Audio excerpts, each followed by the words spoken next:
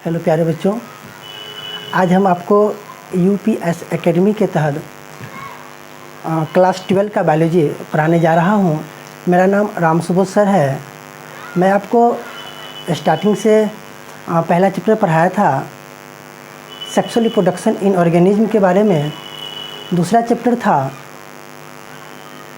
Sexual reproduction in flowering plant. तीसरा chapter था human reproduction. और आज हम लोग बात करेंगे चौथा चैप्टर पर। जो चौथा चैप्टर हम लोग का है रिप्रोडक्टिव हेल्थ। इस चैप्टर में हम लोग 2 क्लास एक्चुअली कर चुके हैं। इसमें पहली क्लास में हम आपको पढ़ाए थे, चैप्टर के इंट्रोडक्शंस के बारे में बातचीत हुई थी। और दूसरी क्लास में हम लोग बात किए थे कि देश में या परिवार में जो जनसंख्या बढ़ रही है उसे कैसे कंट्रोल किया जाए। आज हम लोग इस चैप्टर का तीसरा पॉइंट एसटीडी डिजीज़ के बारे में पढ़ेंगे। चलिए आज हम लोग बात करते हैं एसटीडी के बारे में।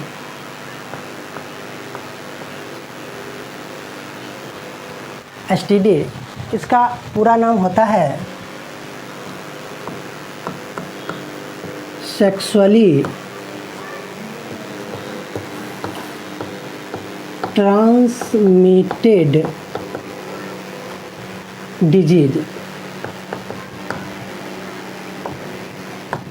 सेक्सुअली ट्रांसमिटेड डिजीज, इसको हिंदी में कहते हैं यौन संचारित रोग।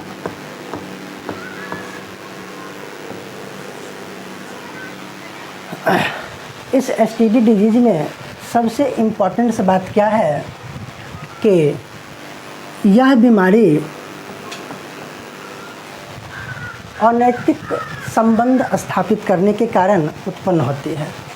इसमें सबसे पहले हम लोग इस एसटीडी रोग का पीछे से 2 वर्ड है, इसका पहले मतलब समझते हैं। जैसे कि हम लोग लिखे हैं टी का ट्रांसमिटेड और डी मतलब डिजीज। ट्रांसमिटेड का मतलब होता है संचारित, मतलब एक व्यक्ति से दूसरे व्यक्ति में कैसे डिजीज पहुंचेगा, पहली बात। दूसरी बात जानना है कि यह रोग है, तो ये रोग है तो रोग फैलने के बहुत सारे कारण हो सकते हैं। कुछ कारण होते हैं जैसे कि अभी कोरोना वायरस का महामारी जो चल रहा है, इसमें हम और आप जब संपर्क में आते हैं तो हाथ मिलाने से हो, संपर्क में गले मिलने से हो, या हवा के माध्यम से हमारे शरीर में वायरस पहुंच रहा है। लेकिन यह एक ऐसी बीमारी है जो अगर किसी स्वस्थ व्यक्ति से में अगर ये बीमारी पहुंच रहा है, इसका एक ही रीज़न है, अगर वह व्यक्ति ग्रसित व्यक्ति के साथ रहकर अगर किसी भी प्रकार का संबंध स्थापित करता है, अनैतिक संबंध, तो ये बीमारियां उत्पन्न होती हैं। इस बीमारी का हम आपको डिफिनीशंस पहले बता देते हैं। इसका डिफिनीशन होता है वे रोग जो मैथुन क्रिया के द्वारा एक व्यक्ति से दूसरे व्यक्ति में संचरित होता है, तो उसे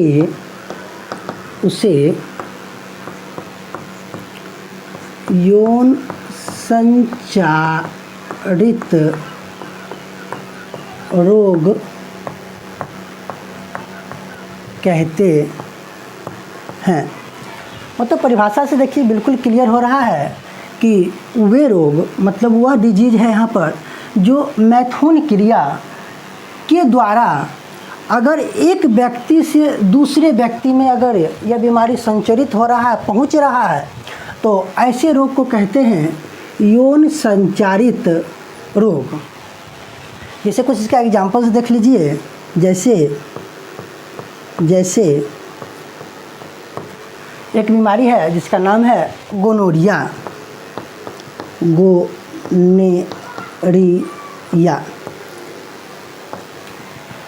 अगर हम दूसरी बीमारी की अगर बात करते हैं तो दूसरा बीमारी है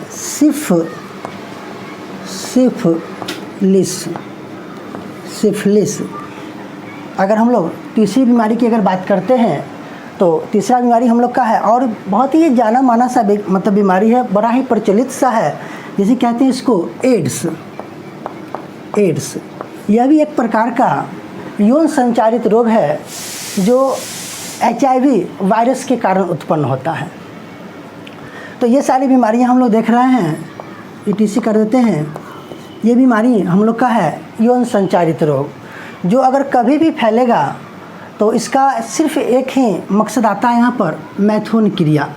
लेकिन इसके अलावा भी ये सारी बीमारियाँ बहुत सारे तरीक़ों से फैल सकती है। जैसे कि अगर मान लीजिए कि अगर कोई रोगग्रस्त व्यक्ति है और वह स्वस्थ व्यक्ति को अगर कहीं ब्लड डोनेट कर दे, बिना जांचे हुए अगर उसको ब्लड दे दिया जाए, तो स्वाभाविक है कि ये जो बीमारी के जो कारक हैं उस ब्लड के माध्यम से उस स्वस्थ व्यक्ति के पास पहुंच जाएगा, तो एकदम ये बीमारी उत्पन्न हो सकती है। तो इसलिए इस पर बहुत सारी सावधानियां बरतनी पड़ती है। जब हम लोग ब्लड डोनेट की बात करते हैं तो बहुत सारे जांच वगैरह हैं, अगर उसको सही से किया जाए तो ये सारी बीमारियों से बचा जा सकता है। इसके अलावा और सारे रीजन्स भी होते हैं इस बीमारी को फैलने का। जैसे कभी कभी लोग ड्रग्स वगैरह इंजेक्शन के माध्यम से लेते हैं, एक ही इंजेक्शन है और 4-5 आदमी ड्रग्स का इस्तेमाल कर रहे हैं, तो ऐसे कंडीशंस में भी ये बीमारियां एक व्यक्ति से दूसरे व्यक्ति में जाने की संभावना 100% बनी हुई रहती है। चलिए अब हम लोग बात करते हैं इस पर कि आखिर ये गोनोरिया बीमारी जो उत्पन्न हुआ तो इसके कारक कौन हैं, या अगर सिफिलिस बीमारी उत्पन्न हो रहा है इसके भी कौन से कारक होंगे, या अगर एड्स की बीमारी उत्पन्न हुआ तो इसके कारक क्या क्या हैं, या इस बीमारी का कुछ लक्षण शरीर में किस प्रकार से परिलक्षित होता है। तो हम लोग अब इस पर बात कर लेते हैं थोड़ा सा। तो देखो बच्चों, अभी तो हम आपको बात कर रहे थे STD रोग के बारे में, जिसमें से बहुत सारे रोग अभी आप देख रहे हैं कि लिखा हुआ है। इसमें से सबसे पहला रोग जो है इसको कहते हैं सुजाक। यह रोग एक्चुअली बैक्टीरिया के द्वारा फैलता है। इस बीमारी का एक दूसरा नाम भी है जिसको कहते हैं गोनोरिया। यह बीमारी नाइसेरिया और गोनोरिया नामक बैक्टीरिया के द्वारा शरीर में उत्पन्न होता है, और जिसका साधारण सा लक्षण है कि मूत्र त्याग के समय जलन महसूस होना। अगर ये बीमारी किसी भी व्यक्ति को होती है तो इसका साधारण सा यही एक लक्षण है कि मूत्र मार्ग के समय उसमें जलन महसूस होती है, और यह बीमारी बैक्टीरिया के कारण उत्पन्न होता है, और बैक्टीरिया का नाम है नाइसेरिया गोनेरिया। दूसरी बीमारी है सिफिलिस। यह भी एक प्रकार का यौन संचारित रोग है जो बैक्टीरिया के कारण, बैक्टीरिया है इसका ट्रेपोनेमा पैलिडम्स, ये बैक्टीरिया के कारण यह बीमारी उत्पन्न होती है, और इसका एक साधारण सा लक्षण है जननांगों पर घाव या छाले पड़ना। या तो घाव हो सकते हैं जननांग पर या छाले उत्पन्न हो जाते हैं। इस बीमारी का यह एक साधारण सा लक्षण है। तो ये जो दो बीमारी हम लोग देखें, ये दोनों बीमारी एक्चुअली बैक्टीरिया मतलब जीवाणु से उत्पन्न होता है, लेकिन इसके नीचे जो हम लोग देख रहे हैं जो भी बीमारी का नाम है, जैसे एड्स है, हेपेटाइटिस बी है, जेनिटल वार्ड्स है, जेनिटल हर्पीज है, ये बीमारियां वायरस के कारण उत्पन्न होती है। जैसे कि आप एड्स बीमारी के बारे में तो बहुत क्लास में आप लोग डिस्कस कर चुके हैं या पढ़ भी चुके हैं कि यह बीमारी HIV मतलब ह्यूमन एमिनो डिफिशियंसी वायरस के कारण उत्पन्न होता है। यह बीमारी का एक साधारण सा लक्षण है कि निरंतर बुखार, ज्वार मतलब बुखार है यहाँ पर, तो उसमें क्या है कि निरंतर ज्वार रहेगा मांसपेशियों में दर्द, मतलब शरीर में हमेशा थकान के साथ दर्द भी महसूस करते रहेगा। यह है आपका एक बीमारी एड्स। चौथा बीमारी है हेपेटाइटिस बी। इस बीमारी के वायरस का नाम इस बीमारी के आधार पर भी दिया गया है। बड़ा ही बेहतर से इसका नाम देखिए, हेपेटाइटिस बी वायरस। नाम याद करना भी बहुत ही आसान है कि हेपेटाइटिस बी यौन संचारित रोग किस वायरस के कारण होता है, तो बीमारी से ही इसका नाम है हेपेटाइटिस बी वायरस। इसका लक्षण है ज्वार, पेट में दर्द, मतलब ज्वार भी होगा, पेट में दर्द भी होगा, और जीभ का मिचलाना, मतलब जीभ हमेशा मिचलाते रहेगा। तो ये था आपका हेपेटाइटिस बी। पाँचवा है आपका जेनिटल वार्ड्स। ये बीमारी उत्पन्न होता है human papilloma virus. Human papilloma virus के कारण यह बीमारी उत्पन्न होती है, जेनिटल वार्ड्स। इसका एक साधारण सा लक्षण क्या है कि चाहे वह स्त्री हो या पुरुष हो, तो स्त्री के जननांग और पुरुष के शीशन पर मस्से या दाने उत्पन्न हो जाते हैं। तो यह है आपका बीमारी जेनिटल वार्ड्स। और छठा बीमारी है आपका, यहाँ पर देख रहे हैं, जेनिटल्स हर्पीज। ये बीमारी जो उत्पन्न होती है टाइप 2 हर्पीज के कारण, और वायरस है यहाँ पर सिंप्लेक्स वायरस। तो सिंप्लेक्स वायरस के कारण ये बीमारियाँ उत्पन्न होती है, जिसका नाम है जेनिटल हर्पीज। इस बीमारी का एक साधारण सा लक्षण क्या है कि जननांग पर छाले पड़ना, और इसके साथ साथ क्या होता है कि मूत्र मार्ग में जलन उत्पन्न हो जाना। इस बीमारी का ये एक साधारण सा लक्षण है। तो ये तो हम लोग अभी देख रहे थे कि यौन संचारित रोग के कुछ नाम और उसका कौन सा कारक है, मतलब किस बीमारी के कौन से कारक हैं, और कारक के साथ हम लोग बात किए कि इस बीमारी का लक्षण क्या है। अब इसके बाद हम लोग बात करेंगे कि आखिर ये सारी बीमारियां जो उत्पन्न हो रही है, तो क्या इससे बचाव का कोई तरीका है या नहीं है। तो हम लोग चलिए अब अगला पॉइंट हम लोग यहाँ पर डील करेंगे कि यौन संचारित रोग या संक्रमण से बचने के क्या उपाय हैं। तो चलिए हम लोग बात करते हैं बचने के उपाय पर। तो चलिए हम लोग बात करते हैं अभी यौन संचारित रोग के संक्रमण से बचने के उपाय पर। तो चलिए पॉइंट बना लेते हैं, यौन संचारित रोग के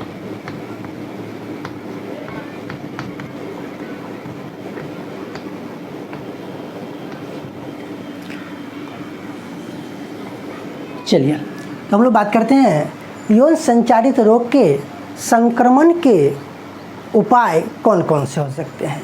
तो चलिए पहला उपाय हम लोग दे देते हैं। सबसे पहला उपाय होगा कि अनजान व्यक्ति से लैंगिक संबंध स्थापित न करें। पहली बात, अनजान व्यक्ति के साथ लैंगिक संबंध स्थापित ना करें। पहली बात क्या है कि कोई अगर अनजान व्यक्ति है, अगर उसके साथ अगर लैंगिक संबंध स्थापित करते हैं, तो यह हो सकता है कि कहीं उसके पास अगर यौन संचारित रोग अगर कोई है और उससे अगर संबंध बनाते हैं, तो संभवतः यह बीमारी हमारे शरीर में पहुंच सकती है। दूसरी बात हम लोग कर सकते हैं यहाँ पर, दूसरी बात कि अनेक व्यक्तियों के साथ अनेक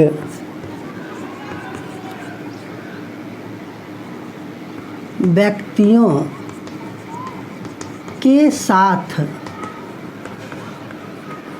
यौन संबंध संबंध स्थापित ना करें।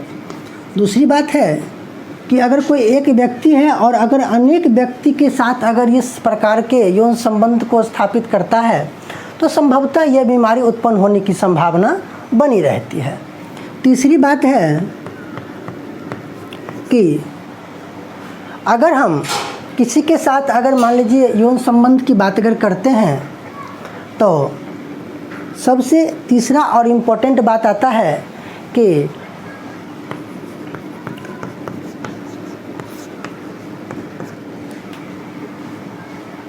कंडोम का बिना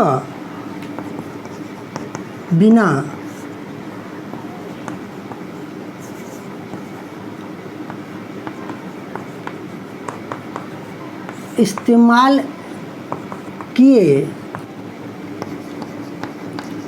संभोग ना करें। तीसरी बात। और चौथी बात कि रोग का लक्षण अगर मान लीजिए यौन संचारित रोग अगर कोई दिखाई दे रहा है तो रोग का लक्षण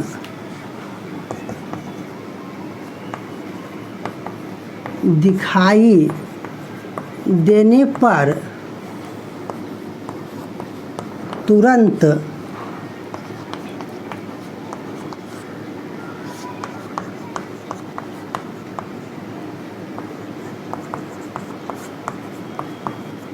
मतलब अगर किसी भी प्रकार का अगर यौन से संबंधित बीमारी का अगर लक्षण दिखाई दे रहा है तो तुरंत डॉक्टर से संपर्क करना चाहिए। और चौथी और इम्पॉर्टेंट बात है कि पांचवा पॉइंट तो देखेंगे कि यौन संचारित रोग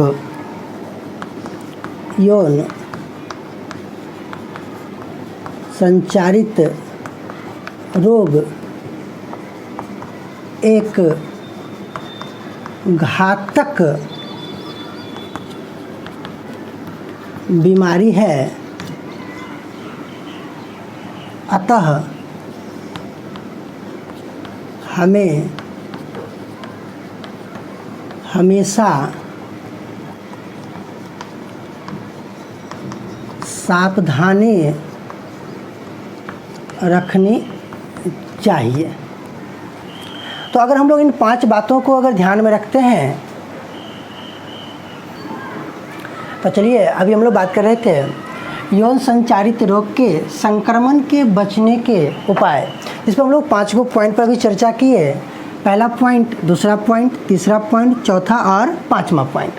पहला पॉइंट में हम लोग बात किए थे कि अनजान व्यक्ति के साथ कभी भी लैंगिक संबंध स्थापित नहीं करना है। दूसरी बात है कि अनेक व्यक्ति के साथ यौन संबंध स्थापित नहीं करना है। और तीसरी बात यहाँ पर है कि अगर कभी किसी भी अनजान व्यक्ति के साथ अगर संबंध स्थापित होता है तो बचने का सिर्फ एक ही तरीका है कि कंडोम का इस्तेमाल किया जाए। चौथी बात है कि रोग का लक्षण अगर दिखाई दे तो लापरवाही बिल्कुल नहीं करना है, तुरंत डॉक्टर से संपर्क करें ताकि स्टार्टिंग पीरियड में आप उस बीमारी से बच सकते हैं। और 5वीं बात है कि यौन संचारित रोग एक इतनी घातक बीमारी है कि इस पर लापरवाही करना बिल्कुल ही शरीर के लिए नुकसानदेह है। तो ये सारे पॉइंट्स हैं संक्रमण से बचने के उपाय। तो ये सारे पॉइंट्स को आप नोट करके और अच्छे से ध्यान में रखिएगा क्योंकि ये पॉइंट काफ़ी इम्पोर्टेंट सब पॉइंट है। तो अभी हम लोग पढ़ रहे थे स्टडी डॉग के बारे में, तो आप इस चीज़ को बढ़िया से एक बार देख लीजिएगा और अपनी एक नोट वाली बुक में अच्छे से इसको फेयर करके और प्रयास करिएगा कि सारे पॉइंट्स जो हैं वो आपको याद हो जाने चाहिए क्योंकि काफ़ी इम्पोर्टेंट सा पॉइंट है और इससे क्वेश्चन भी एग्जाम में बेहतर तरह से आपको आएगा। तो इसको कंप्लीट कर लेना है आप लोग को। चलिए अब हम अगला कोई टॉपिक लेकर के फिर मिलते हैं आपके साथ अगली क्लास में।